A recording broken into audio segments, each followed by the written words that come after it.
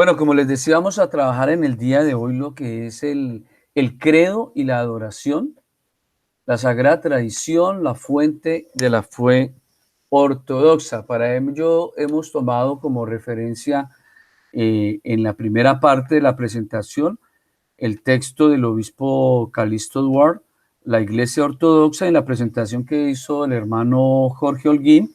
Él tomó también diferentes fuentes de Internet. Hoy vamos a tocar el tema la Sagrada Tradición, la fuente de la fe ortodoxa, con base en el capítulo 10 del mismo libro del obispo Calixto Duarte. Entonces mencionamos que, digamos, la primera fuente de la fe ortodoxa dentro de la Sagrada Tradición es la Biblia, en la cual se encuentra pues la relación de la Biblia y la Iglesia. Es decir, cuál es el papel que ocupa la Biblia dentro de la Iglesia. Vamos a ver luego el texto de la Biblia, cuál es la versión que emplea la Iglesia Ortodoxa, teniendo en cuenta que hay infinidad de traducciones de la Biblia. Y en esta parte finalizamos con el significado, la importancia que tiene la Biblia en el culto, en la fe ortodoxa. Pasamos luego a mirar la importancia de los 7 concilios ecuménicos. No vamos a profundizar ni a mencionar los diferentes concilios ecuménicos, sino que nos interesa ante todo observar la importancia que tiene el credo niceno-constantinopolitano en lo que es la profesión de la fe ortodoxa, teniendo en cuenta que hay otros 2 credos, el credo de los apóstoles y el credo de San Atanasio. Posteriormente, pues, valga la redundancia, vamos a observar otros concilios posteriores de los cuales van a emanar unos documentos que van a ser muy importantes y que van a ser, no son concilios como los 7 anteriores que son ecuménicos, sino que algunos son concilios locales. Entonces también pues tienen su importancia en la medida en que hay un reconocimiento de parte de la Iglesia Universal en el aporte que hacen estos concilios a los momentos correspondientes a cada etapa en la cual se desarrolló estos concilios, especialmente durante el siglo XVII.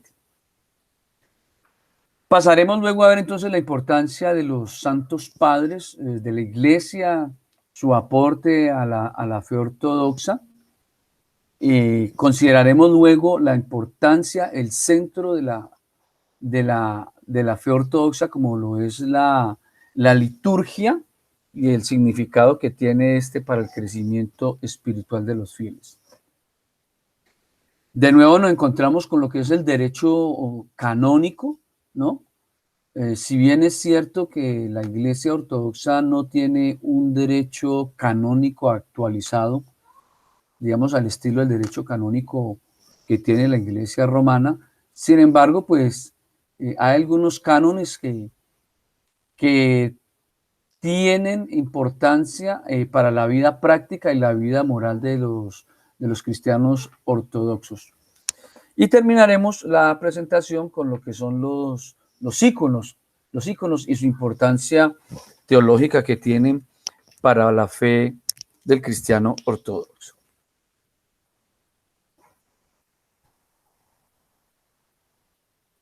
Bueno, el sentido de la tradición dentro de la Iglesia Ortodoxa tiene 2 dimensiones. Hay un sentido interno y hay un sentido externo, que es el que vamos a considerar posteriormente. Entonces, a lo largo de la historia de la Iglesia, ella ha estado marcada por una serie de rupturas, de dificultades, de acontecimientos que definitivamente pues, han dejado un sello dentro de la historia, dentro de la vida de la Iglesia Ortodoxa. Entonces tenemos aquí acontecimientos abruptos, como fue la captura de Alejandría, de Antioquía y Jerusalén, que conocemos pues que han sido dentro de la historia del cristianismo ortodoxo pues patriarcados muy importantes y también ciudades cosmopolitas, ciudades que tenían un gran movimiento comercial y por ende económico, social y político.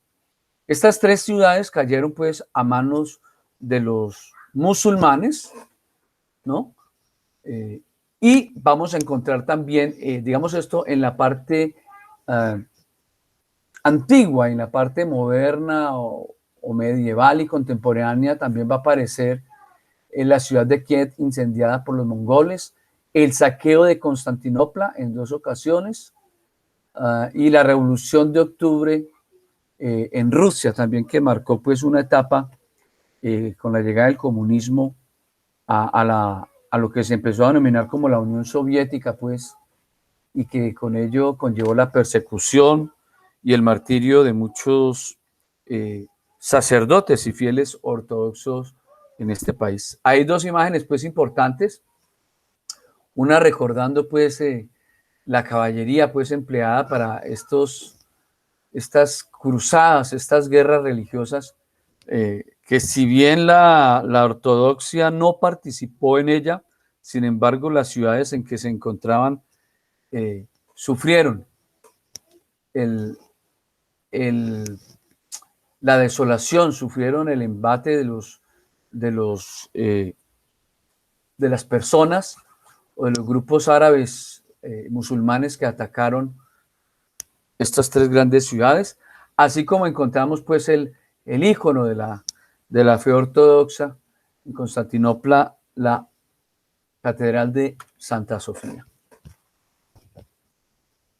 Bueno, hay una de las características importantes dentro de la tradición que se marcan dentro del cristianismo oriental ortodoxo y que son una práctica a lo largo de los siglos y que es una práctica que no ha cambiado, como es el bautismo por inmersión triple, ¿no? En cada inmersión se hace pues la fórmula bautismal en el nombre del Padre, del Hijo y del Espíritu Santo, con la invocación de cada una de las divinas personas de la Trinidad, pues se hace el bautismo.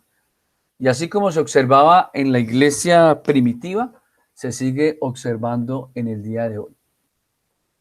Tenemos aquí pues otra práctica, otra tradición importantísima, que es la entrega a los niños y a los infantes para participar de la Santa Comunión, del Santo Cuerpo y Sangre de Jesús.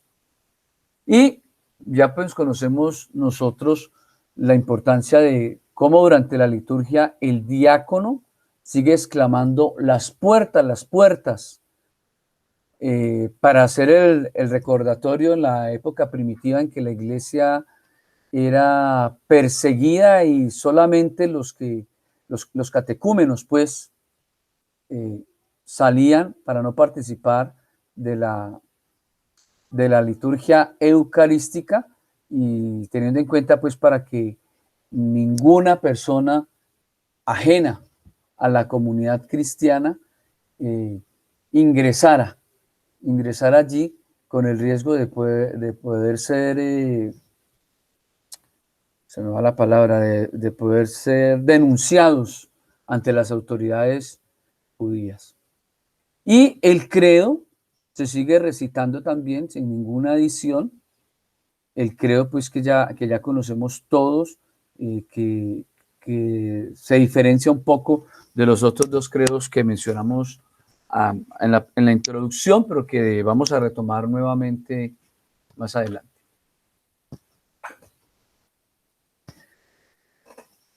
Entonces, esta tradición cristiana consiste en la fe y la práctica impartidas por Jesucristo a sus apóstoles.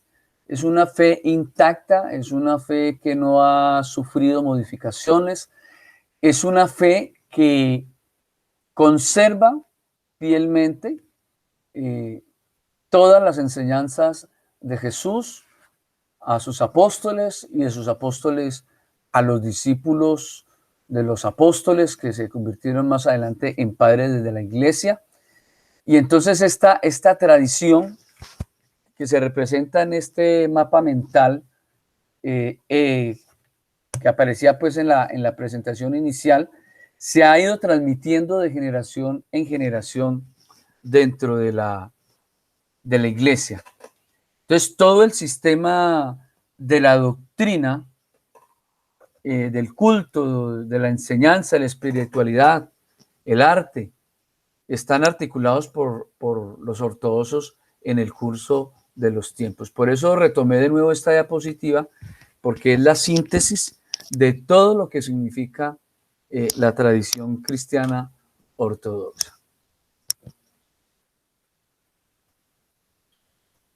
Bueno, digamos un elemento importante dentro de el vivir la tradición, esta se hace desde el interior, no es simplemente, digamos, el adquirir un conocimiento intelectual, aprenderse uno una doctrina, sino que, como lo menciona el obispo Calixto Urbar, la tradición es mucho más que un juego de proposiciones abstractas que se hacen desde el campo de la teología, sino que ante todo es el encuentro personal con Cristo en el Espíritu Santo. Es un encuentro que acompaña toda nuestra vida y que eso pues siempre se ha caracterizado dentro de las diferencias que hay entre Occidente y Oriente, y es que en Occidente hemos sido más racionales, que en Oriente la posición es más de la vivencia, más de la experiencia de la fe. Entonces es un encuentro personal, es una vivencia. La fe en Occidente es algo en lo que se cree y se cumple de pronto con una tradición, pero la fe no forma parte del día a día de la persona. Contrario a lo que traduce, o a lo que se vive en Oriente, que la fe de la persona acompaña todo el tiempo, todo el espacio de la persona, del fiel ortodoxo que cumple con los mandatos, con las enseñanzas, que cumple digamos, con los sacramentos, con la vivencia y la práctica de los sacramentos. Entonces la tradición no es solamente algo que se conserva, ¿no? Sino que es algo que se vive en la iglesia, es decir, no la puede entender uno desde afuera, sino que se empieza a comprender desde la presencia viva del Espíritu Santo en la misma iglesia. Que recordemos pues que todos los bautizados somos iglesia y somos templos del Espíritu Santo. Entonces se reitera la importancia de que la tradición no es algo inerte, algo muerto, algo estático, sino todo lo contrario, es algo dinámico. No es simplemente aceptar el pasado que nos trae una tradición, sino de descubrir cómo ese pasado lo avivamos en el presente. De ahí la importancia, por ejemplo, cuando uno está iniciando y uno empieza a leer y uno va, por ejemplo, comprendiendo, hay cosas que uno sabe, ¿cierto? Que uno sabe intelectualmente, pero la inteligencia no llega, si uno de la inteligencia no lleva eso al corazón, entonces definitivamente nos estamos quedando en un solo nivel. Y entonces ahí es donde está la importancia de interiorizar ese aprendizaje, esa adquisición de un nuevo conocimiento en el corazón, en la vida práctica del individuo. Y lógicamente, pues acá hay una imagen de la Theotokos que juega un papel importante dentro de esa tradición viva de la fe ortodoxa. Hay un sacerdote ortodoxo, yo creo que ustedes lo conocen, ustedes que son más antiguos pues en la fe ortodoxa, el padre George Plorotsky, un gran teólogo Y entonces aquí él nos dice la importancia de la tradición. De pronto nos puedes ayudar con la lectura, Alejandra, para hacerlo más participativo. Claro, con mucho gusto. Gracias. Dice, la tradición es testimonio del Espíritu, la revelación inagotable del Espíritu y su predicación de las buenas noticias. Para poder aceptar y entender la tradición nos hace falta vivir dentro de la Iglesia, ser conscientes de la presencia en ella de Dios, que concede la gracia, sentir en ella el aliento del Espíritu Santo. La tradición no consiste solamente en un principio protector y conservador, consiste más que nada en el principio del crecimiento y de la renovación. La tradición es la inmanencia constante del espíritu.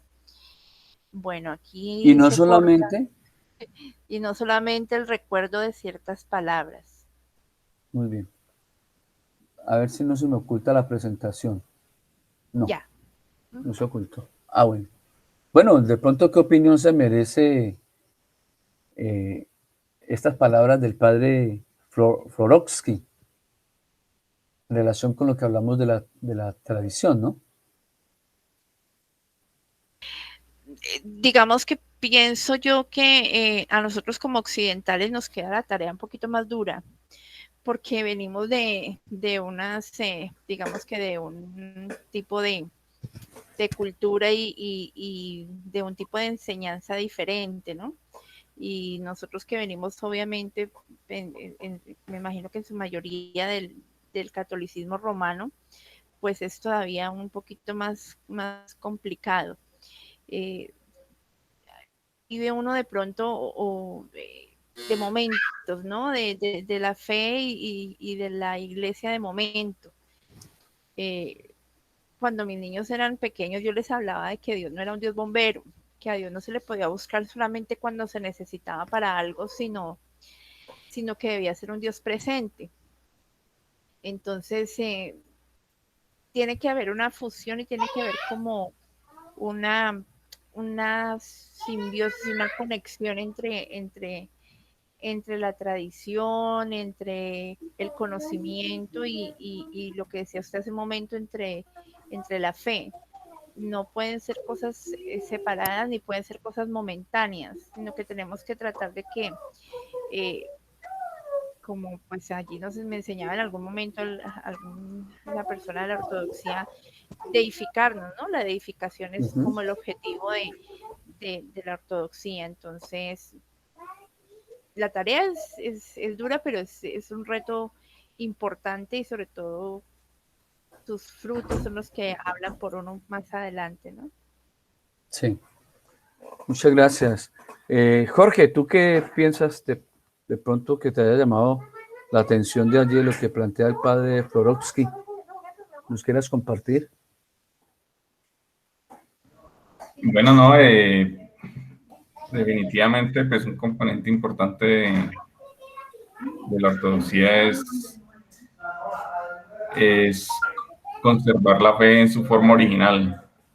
Y para conservar la fe en su forma original, pues la tradición tiene un papel pues muy importante, porque pues la fe original se logra conservando o respetando las tradiciones. Sí, muchas gracias, Jorge. A mí me llama la atención pues que en el texto el padre habla una, dos, tres, cuatro veces. Habla De cuatro la veces tradición. del espíritu. Bueno, y lo relaciona lógicamente con la tradición, ¿no? También la tradición aparece una, dos, tres, cuatro. Es decir, y él lo enlaza de la siguiente manera, porque mire que la primera frase, oración que construye es, la tradición es testimonio del espíritu, ¿no? Y entonces aquí abajo también vuelve otra vez, la tradición es la inmanencia constante del espíritu, ¿no? O sea, una revelación, es más, arriba volviendo dice, la revelación inagotable del espíritu y su predicación de las nuevas. Es decir, la tradición es importante, es precisamente por eso, porque es el Espíritu Santo el que va acompañando el que va acompañando, digamos, ese proceso de la tradición a través de los concilios, a través de los íconos, a través de los mismos sacramentos donde también obra el Espíritu. Bueno, y vamos encontrando también en cada uno de esos factores que el Espíritu es el que va acompañando y que sin la gracia del Espíritu Santo, lógicamente, no se podría dar todo lo que conocemos hasta hoy. Por eso él hace énfasis en la importancia que la tradición no consiste solamente en un principio protector y conservador, sino de crecimiento y de renovación. Bien interesante pues este planteamiento que nos trae allí el padre Prorotsky. Bueno, entonces aquí tomamos el primer elemento de la tradición.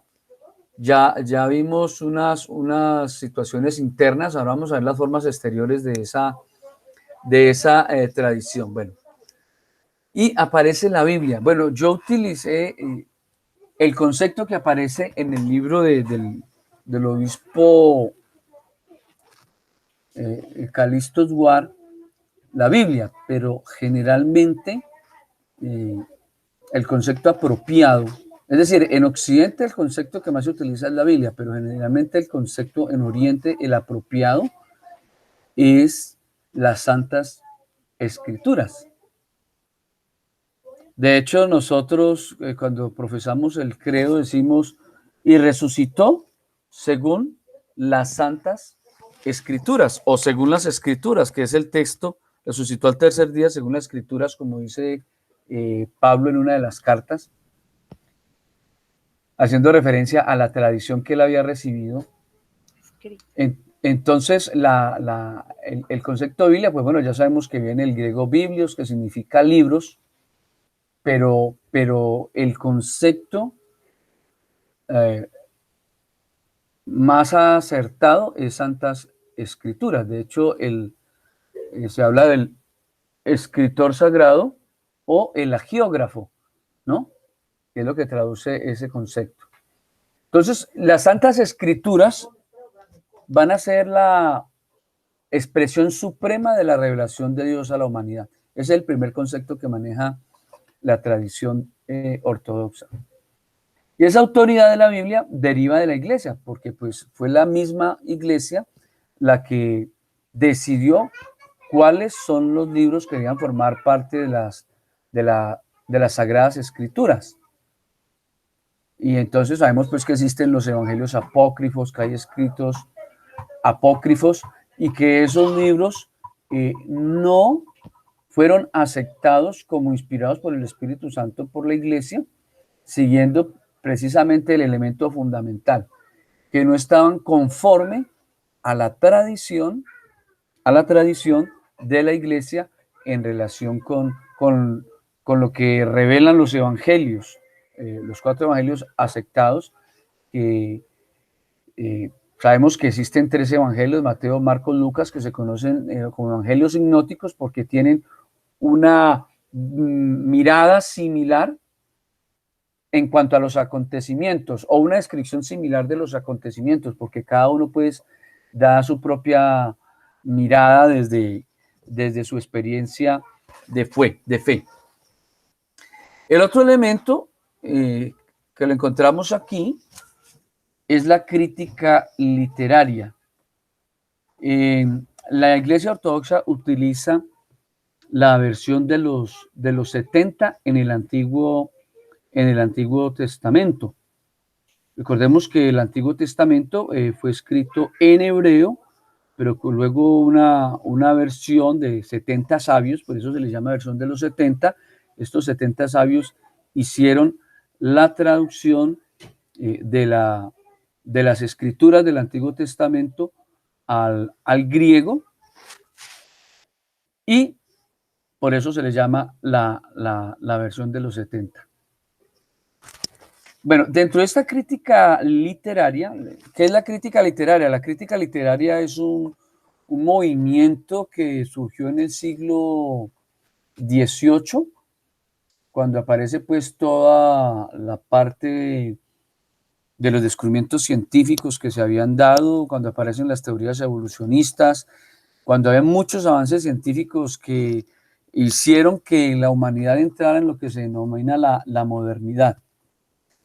Entonces, la crítica literaria busca precisamente hacer eso, una crítica partiendo de cuál es el tipo de literatura al que correspondían los textos de la Biblia. Entonces se encuentran, por ejemplo, textos poéticos, jurídicos, textos apocalípticos, el estilo literario que tenía cada libro, o incluso algunos versículos dentro de un mismo libro. Esa crítica literaria lo que pretende es quitar todo el ropaje que cubre un relato dentro de la Biblia, y entonces para ellos se mira lo que era el contexto, la situación social, política, económica, religiosa, el elemento cultural, creo que ya lo dije, las costumbres que habían en el espacio en el cual se escribió un texto bíblico. Entonces, la Iglesia ortodoxa, para ella, la Iglesia es la intérprete autorizada de la Escritura y no pretende prohibir los estudios críticos e históricos que se hacen de ella.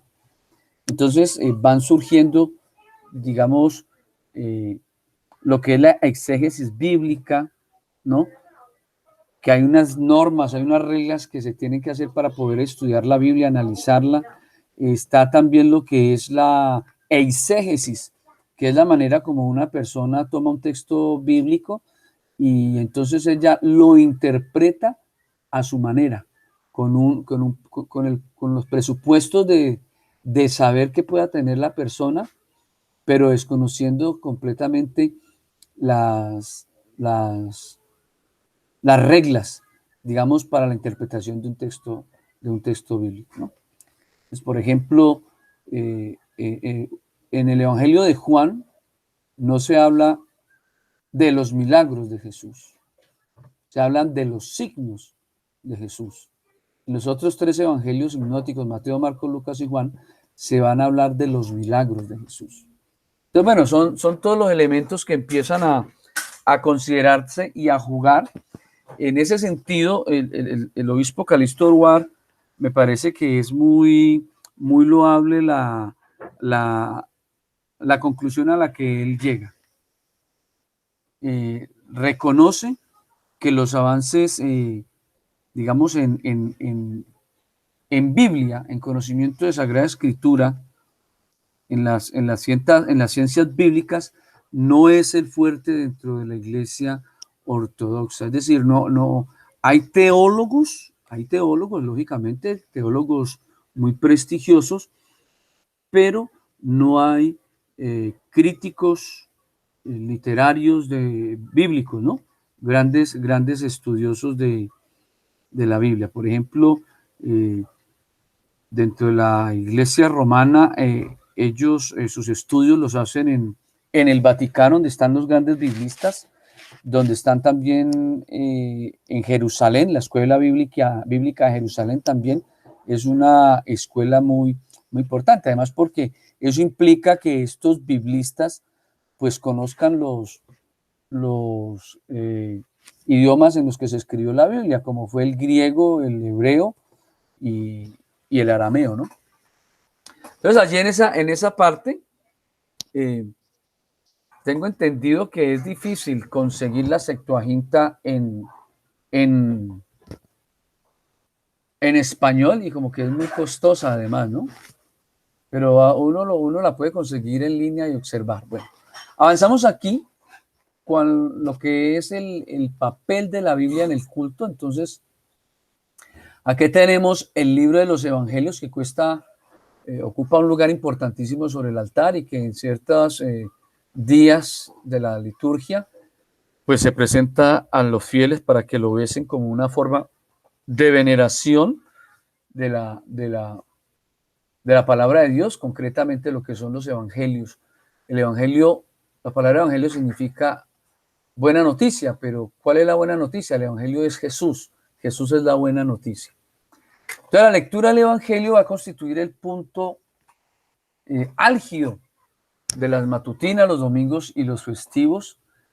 Es así pues que, ay, se me fue, no toca aquí el cursor y es así que en la liturgia se asignan lecturas especiales de las cartas de los evangelios cada día del año. Es decir, todo el tiempo se está utilizando la Biblia en el culto de la iglesia.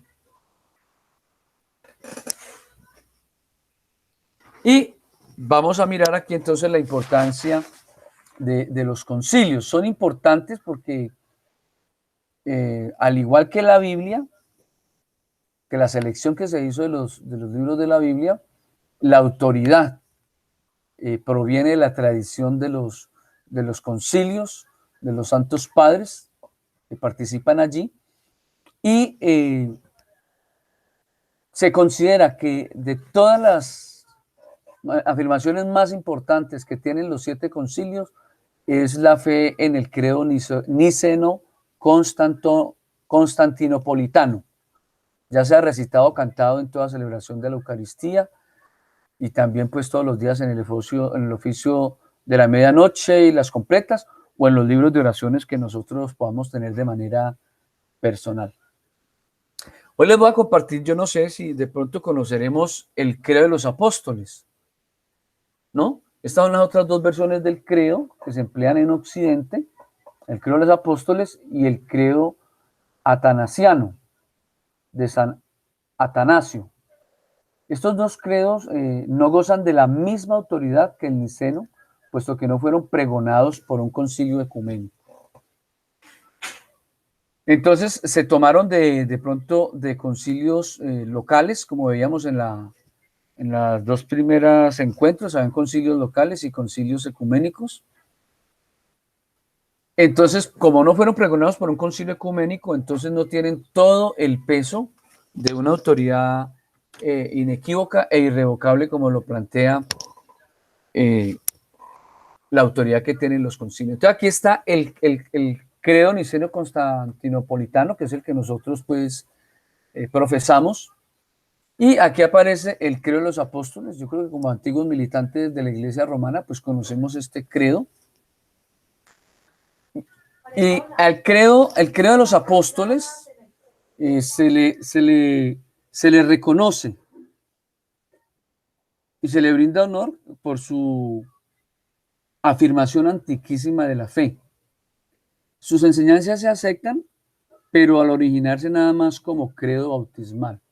Es un credo que se profesa al momento del bautismo dentro de la iglesia romana o en Occidente.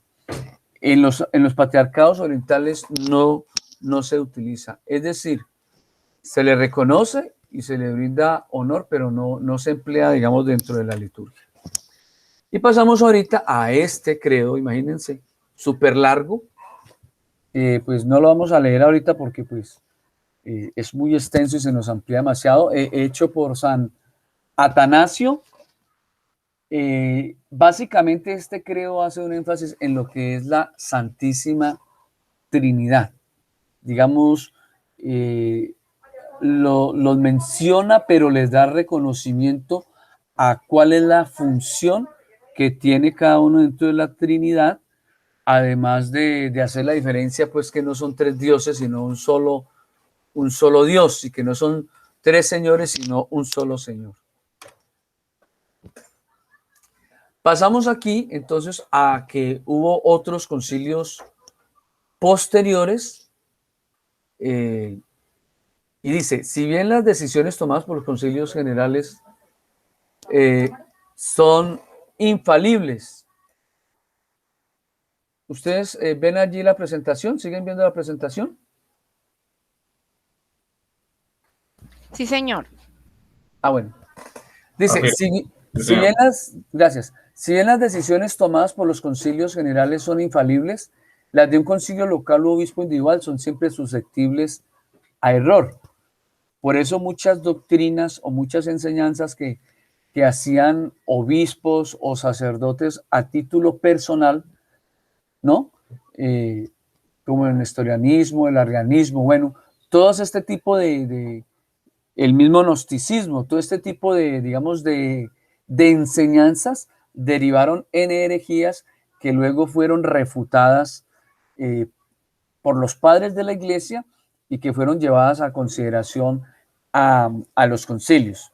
Ahora, si hay decisiones de concilios generales, no ecuménicos, y llegan a ser aceptadas por el resto de la iglesia, entonces adquieren autoridad ecuménica. Lo ecuménico significa que es universal, ¿no? Entonces, se equivaldría a la igualdad que poseen las afirmaciones doctrinales de los concilios ecuménicos. Las decisiones doctrinales de un concilio ecuménico no se pueden repasar o corregir, sino que deben de aceptarse por entero. Es decir, estos 7 concilios ecuménicos a lo largo de tantos siglos, pues para la iglesia han sido tan perfectos en su doctrina, en su enseñanza, que de hecho por eso a la fecha no se ha hecho un nuevo concilio ecuménico, ¿no? Por la claridad pues que se tienen las verdades de la fe. Bueno, ya digamos,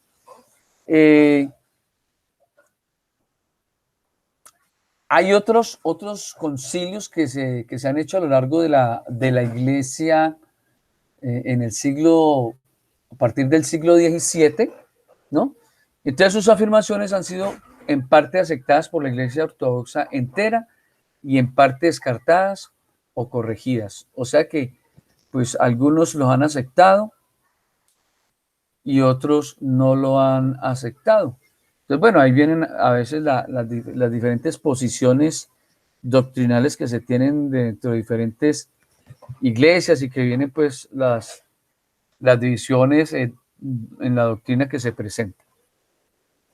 Aquí abajo tengo digamos, un documento emanado desde el Vaticano, donde da instrucciones a los obispos sobre la unidad de los cristianos y el ecumenismo, ¿no? Sabemos que hay iglesias o comunidades ortodoxas, uno lo ve pues en el Facebook, donde hay personas que tienen una posición completamente condenatoria de lo que es el ecumenismo, lo consideran una herejía moderna, y hay otros que tienen pues una posición, digamos, más equilibrada, y pues se ve el caso uno de algunos patriarcas pues yendo a encuentros o a oraciones con el Papa, con los diferentes papas, en el Papa Francisco. Bueno, aquí están pues los diferentes afirmaciones o enseñanzas de la Iglesia Ortodoxa que han hecho en referencia a situaciones, digamos, que correspondían al momento actual y que de alguna manera estas afirmaciones doctrinales pues daban una respuesta o expresaban una posición frente a lo que planteaban pues las personas que participaban en las controversias o que de pronto tenían otras ideas y aparecen allí. Por ejemplo, miremos estas últimas donde los patriarcas ortodoxos también dan respuesta, por ejemplo, al Papa Pío IX, dan respuesta al Sínodo de Constantinopla al Papa León XIII. Eso fue más o menos como 1891. Y la última que se planteó, la carta encíclica del Patriarcado de Constantinopla acerca de la unidad cristiana y el movimiento ecuménico, 1920 y 1952, ¿no? ¿Ustedes qué piensan acerca del movimiento ecuménico? ¿O qué conocen acerca de él? ¿Están de acuerdo con él? ¿Cuál es su pensar y sentir frente a eso, compañeros?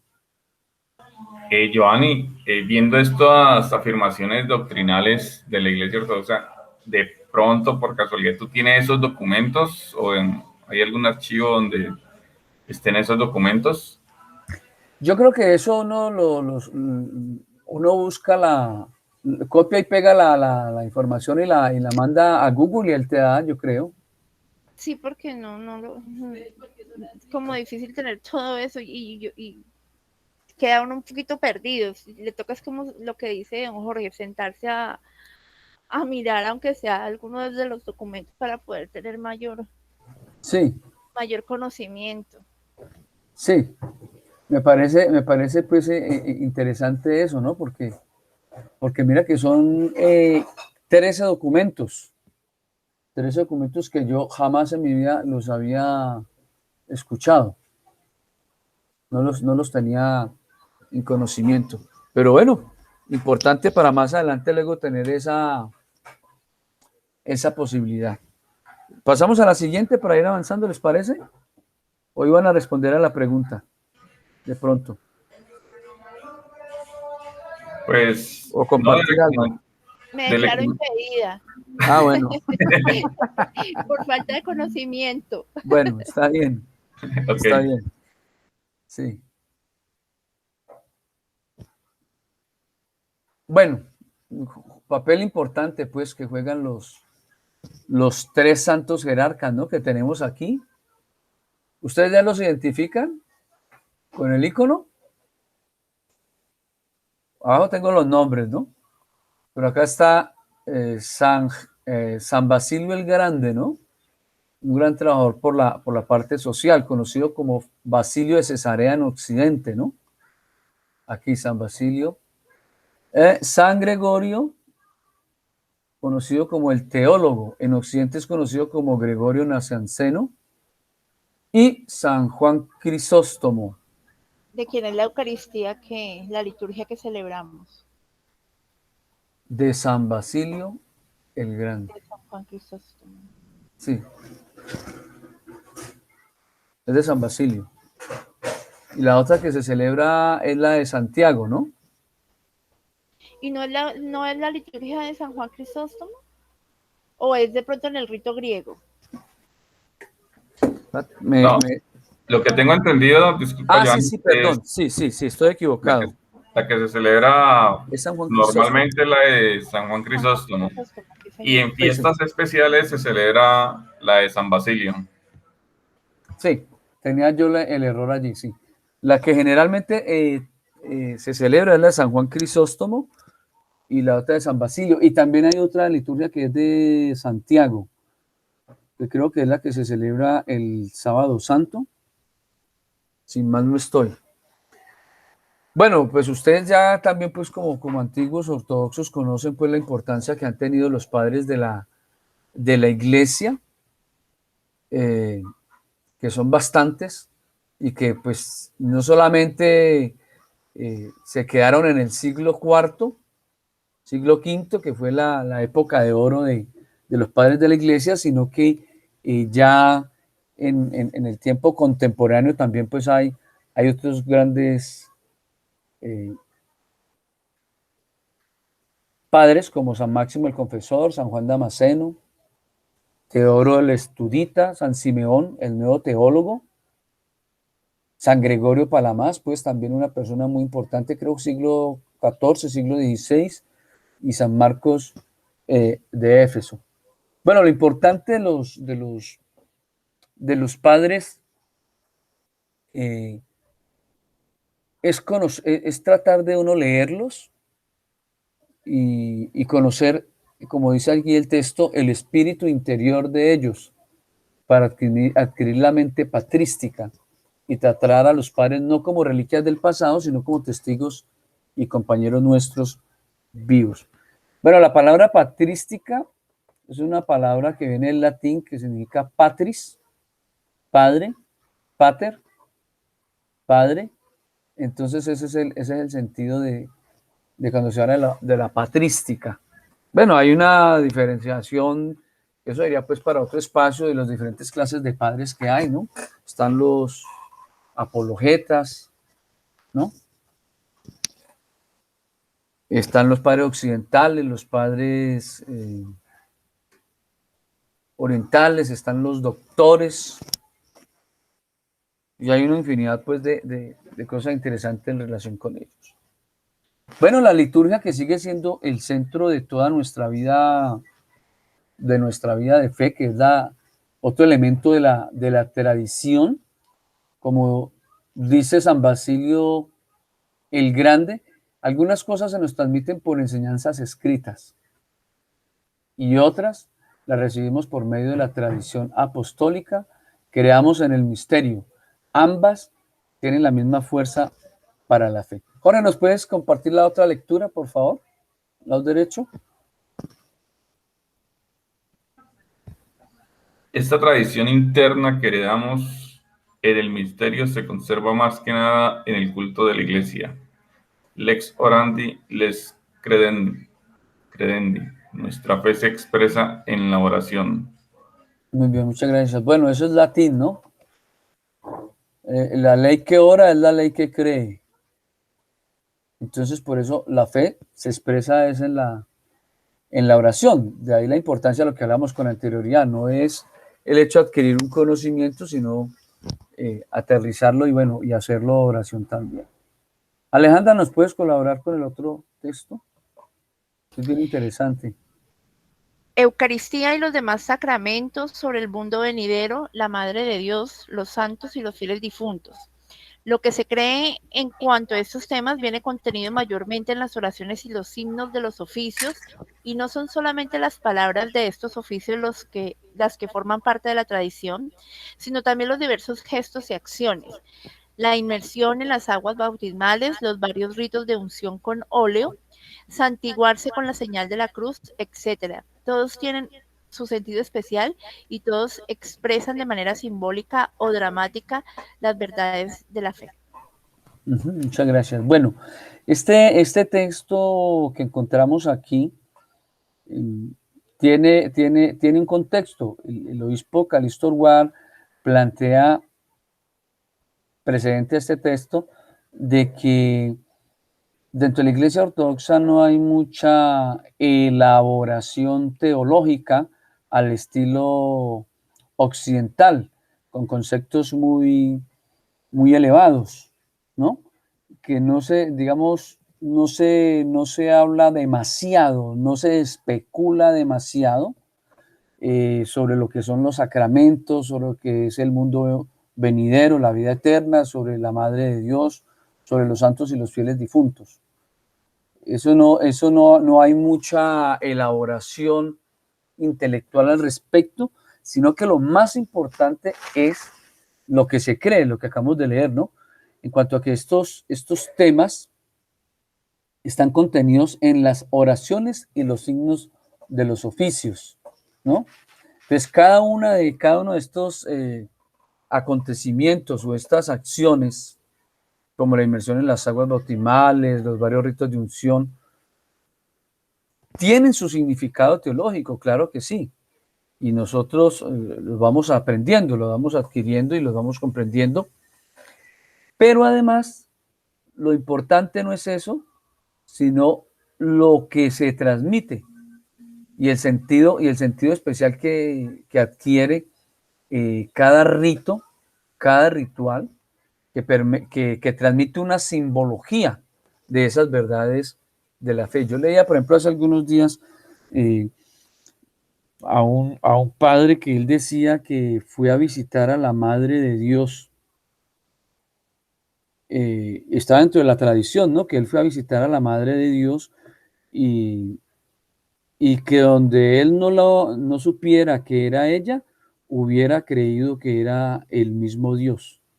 Es decir, la presencia del Espíritu Santo en la Virgen María era tan grande que su santidad, que el sacerdote que estaba frente a ella se sentía que estaba en presencia del mismo Dios. Entonces miren la adquisición de esa, digamos, esa santidad, ¿no? que tiene la persona con la vivencia, pues, de los ritos, de las acciones, de los sacramentos que se dan dentro de la iglesia. Y también leyendo alguna vez a otro autor, él decía que, bueno, contaban la historia de un padre que iban a visitarlo y que era a un estaret, y que cuando él estaba hablando, cuando levantó la cabeza, estaba orando, y que cuando levantó la cabeza, el sacerdote vio en él una aura de luz, es decir, se siente, reflejan la santidad de Dios en esa persona, ¿no? Lo que decía ahorita Alejandra, ¿no? Del propósito de nuestra vida es alcanzar, pues, esa deificación tan importante para nosotros, que es la meta de la salvación. Bueno, el otro elemento es el derecho canónico. Si bien es cierto que, digamos, a nivel de la crítica literaria de la Biblia, no hay mucha erudición en el mundo ortodoxo, no lo digo yo, recuerden que lo dice el obispo Calixto Oar. Igual manera sucede con el derecho canónico. Los concilios ecuménicos redactaron cánones que tratan sobre la organización y la disciplina eclesiásticas. Otros cánones también fueron elaborados por concilios locales y por obispos individuales, o sea, que no aplicaban a toda la iglesia, sino pues a una iglesia en particular. Bueno, me imagino que así en los diferentes patriarcados también pues hay una disciplina eclesiástica diferente, ¿no? Termina el obispo diciendo: el derecho canónico sencillamente procura aplicar el dogma a las situaciones prácticas en la vida cotidiana de cada cristiano. Así, de modo relativo, los cánones forman también parte de la santa tradición. Y bueno, finalizamos con esta parte de los íconos que ustedes tienen pues más conocimiento, incluso de todo lo que es la simbología de los íconos, y reconocen más fácilmente los íconos. Vamos a alternarnos con la lectura para finalizar, ¿les parece? Sí, señor. Muy bien, ¿quién inicia? Bueno, yo inicio. Un ícono es más que una mera imagen religiosa que procura suscitar las emociones indicadas en el que lo contempla. Es uno de los medios por los que Dios se nos revela. Mediante los íconos, el cristiano ortodoxo obtiene una visión del mundo espiritual. Es importante que el iconógrafo sea un buen artista, pero resulta más importante todavía que sea un cristiano sincero, que viva el espíritu y la tradición, que se prepare para el trabajo yendo a la confesión y a la comunión. De nuevo, por favor. Si nos amamos, el último, eso, dale. si nos amamos unos a otros, no podremos, si no nos amamos unos a otros, no podremos amar a Dios. Y si no amamos a Dios, no podemos verdaderamente confesar la fe y penetrar en el espíritu interior de la tradición, ya que no hay otra manera de conocer a Dios más que amándolo. Bueno, yo me quedaría aquí, muchas gracias por sus lecturas. Yo me quedaría aquí o tomaría esta frasecita de aquí arriba, esta, la verdad que sí, aquí, donde tengo el cursor. Mediante los íconos, el cristiano ortodoxo obtiene una visión del mundo espiritual, ¿no? Teniendo en cuenta que pues hay unas leyes, unas normas pues para pintar un ícono, ¿no? Por eso los iconógrafos son artistas especiales. Pero además que los íconos tienen una función catequética, ¿no? Que es fundamental allí. Y las imágenes hablan por sí solas, y digamos como es como hacer un ejercicio de interpretar un ícono, pues le permite a uno adquirir un conocimiento de lo que transmite el mismo, ¿no? Por eso hay una visión del mundo espiritual. No sé ustedes de pronto qué más quieran compartir, cuál es su icono favorito, cuál más les gusta. Por ejemplo, a mí me llamó una vez la atención uno que llama la Virgen de las Tres Manos, ¿no? Pues me llamó la atención, me pareció como raro uno encontrar esa tradición. No sé si lo han oído hablar. No. Sí, bien. Bueno, ¿y cuál es el icono favorito de ustedes? Porque hay miles, ¿no? A mí me parece muy bonito el icono del buen pastor. Siempre Ah, me ha, pues, gustado. sí, sí, es muy bonito, ¿no? Cargando A la oveja, sí. a la oveja allí en el... Es como, digamos, pues lo veo así desde pues muy personalmente. Es la vida del cristiano, ¿no? O sea, siempre estamos necesitados de la misericordia del Señor. Y Él siempre, pues, estará dispuesto a llevarnos en sus hombros. Muy bien, bueno, pues yo quiero agradecerles a ustedes A mí, Sí, perdóname, yo tranquila. te hago una intervención sobre los iconos. Eh, en alguna ocasión, ya hace bastante tiempo, estuvimos en una pues de todos lo que es los iconos, y me llamaba mucho la atención, hablaban de la forma de la nariz en los iconos, de su forma particular, Ujú. y hablaban del soplo divino. Entonces, que era el significado del soplo divino, que era absolutamente recto, que era absolutamente perfecto. Entonces, fue algo que me quedó como muy marcado, y es como algo que siempre que yo veo un icono asocio inmediatamente con ese aliento de gracia, con ese aliento divino de Dios en nosotros. Mm. Muy interesante, ¿no? Muy De hecho, chévere hay la una materia comparación. así que se llama, ¿no? Iconografía. Iconografía, sí, señor. Sí, hay que mirar a ver cuándo se puede hacer ese curso para conocer un poquitica más. Bueno, yo quiero agradecerles pues la participación a ustedes. Primero agradecer a Dios pues que permitió que pudiéramos verlos. Como dice, donde dos o tres se reúnen en mi nombre, ahí estoy yo en medio de ellos. Y creo que clasificamos, ¿no? Clasificamos Sí, los tres en el día de aplicamos. hoy, sí. Eh, agradecerles pues por la participación en este encuentro. Entonces pues voy a bajar el video y luego mandar pues el enlace para poderlo observar. Muchas gracias por sus comentarios, su lectura, su participación y bueno, lo más importante que pudieron ingresar y bueno, que este siga siendo un espacio de crecimiento cada día más para tratar de hacer comunidad aquí en Cali y Tuluá. Que así sea. Bueno, Esa es la idea. Muchísimas gracias también a usted y obviamente a don Jorge por su compañía y por su unión en este momento, esa unión espiritual que tuvimos. sí, qué bueno. Bueno, vamos a Vale. terminar con la oración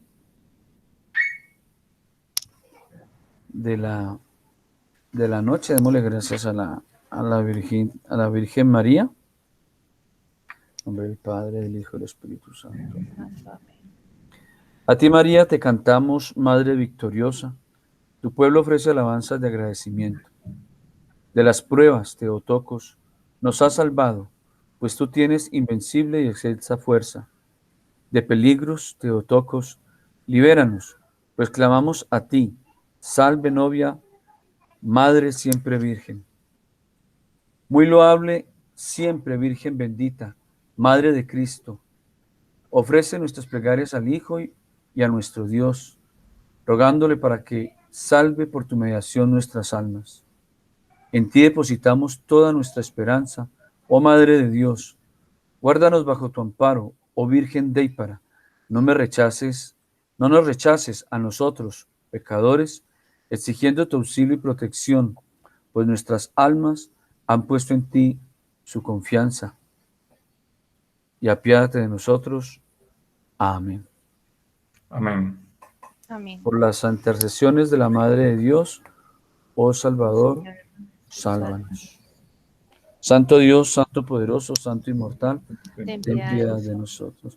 Santo Dios, Santo poderoso, Santo inmortal, Ten piedad de ten nosotros. piedad de nosotros. Santo Dios, Santo poderoso, Santo inmortal, ten piedad de nosotros. Amén.